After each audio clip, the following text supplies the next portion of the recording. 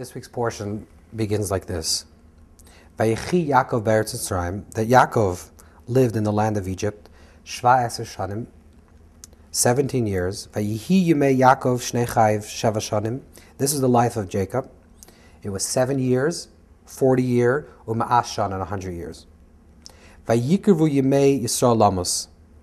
And the time approached for Israel to pass on. So the Torah switches from the life, this is the life of Jacob, giving Yaakov the name Yaakov, and then it switches to the name Yisrael, Vayikirvu Yemei Yisrael Lamos, that the days of Israel were approaching his death. So the obvious question is, why does the Torah say that he lived as Jacob, and as he's dying as Israel? This is one question. Another question is, it's very interesting in contrast to all the other patriarchs and matriarchs, which mentions the names and gives a description of the years, how long they lived, in contrast to all the other ones, which would, let's say, for example, Sarah. So it would say that Sarah lived 127 years. So we start off with the higher number, the larger number, and then it goes to this more specific number, which is 20 and then 7. With Jacob, it's actually the reverse. First it says that he lived 7 years, then 40, and then 100. So it starts with a detail, with the smaller number, and then goes to the larger number, to the 100. Why? So the Zohar in this week's portion draws a contrast between the prophetic insight that Jacob experienced and the insight that all the other patriarchs and matriarchs experienced. The Zohar says that one is a vision the way a person would see through clear glass, just looking through a window, and one is the way a person would see through a mirror, which is a reflection. Now the difference between a mirror and a glass is that a glass you're seeing forward, and in a mirror you're looking backward. So let's understand what the difference between these two ideas are. Yaakov and Yisrael, Jacob and Israel, the Zohar tells us in a previous portion, also represents two names of Hashem. Hashem, which is the Yud, the Hey, the Vav, and the Hey, which represents infinity. And Elokim, which is a plural name for Hashem, which represents the name Hashem, how Hashem is vested within creation, within time and space. So there's one aspect which is connected with the dimensions of time and space, and the continuous flow of time and space, a multiplicity of time and space, and one is connected with the unity of time and space. There are two or three ways we can live. First level of life, of living, is when we live within the details of our life. We'll give Hebrew descriptions for this. One is called a prat, which is a detail, and one is called a klal, which is a general principle. Most people live, we'll call level number one. Level number one living is, there's a lot of things going on in your life, a lot of different details. You're part-time a father, part-time a mother, part-time a son, part-time a daughter, part-time a lover, part-time a doctor, part-time a lawyer. There's many different things going on in your life. And it's sporadic and chaotic. And you're trying to find time, when you're a father, you're trying to be a good father. When you're a mother, you're trying to be a good mother. And there's always a conflict of interest if I should be a better husband or a better wife or a better mother or a better child. And there's a lot of different details going on in your life. And then even in more general terms, there's a lot of different specific things going on in your life. This thing happens throughout the day. You meet this person, you meet that person, by chance this thing occurs to you and the other thing occurs to you.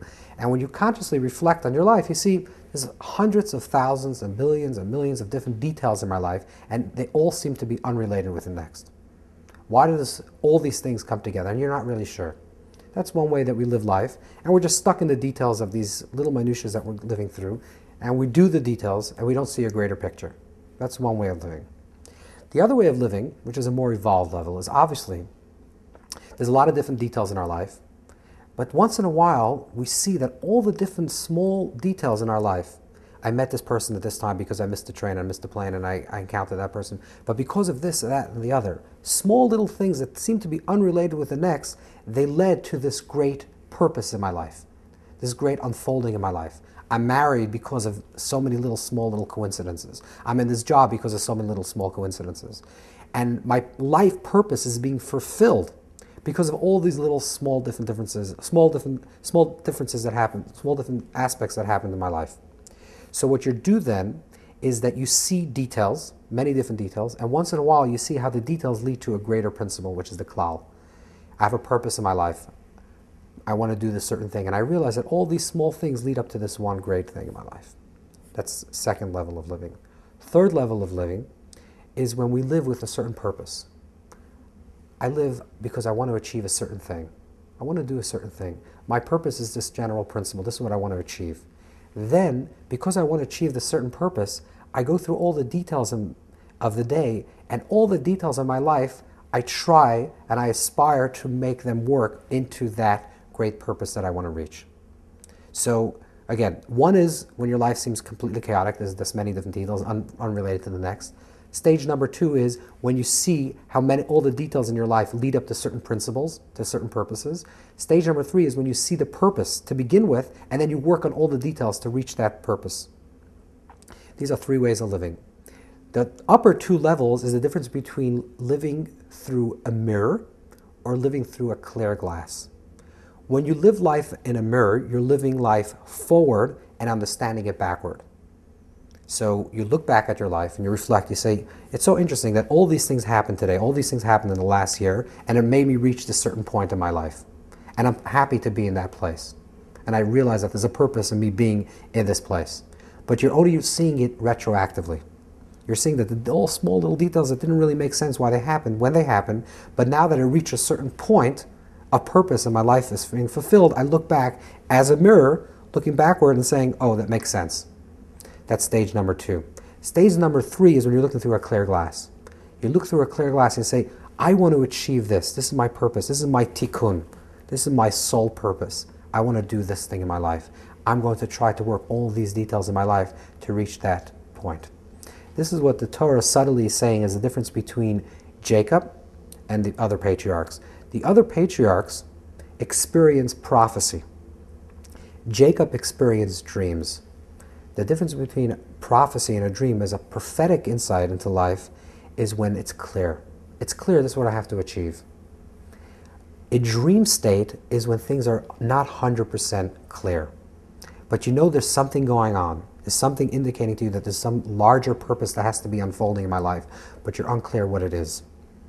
In order to reach from stage 2, which is only retroactively seeing the details in your life, reaching to a certain point, to go to stage 3, which is to truly live a realized life where all the details that you're doing in your life is geared towards reaching that purpose, is to live very deeply on stage 2 for a while, to every day meditate on your day, reflect about your day, and say, all these things that seem unrelated, look where they led to. And when you see those things leading you into a certain direction, then you know, wow, that's my purpose. That's really my tikkun. That's where my soul, my purpose is being drawn towards, to articulate those aspects of life that I keep on being drawn to, the positive and the overcoming of those negative. And that's my larger purpose.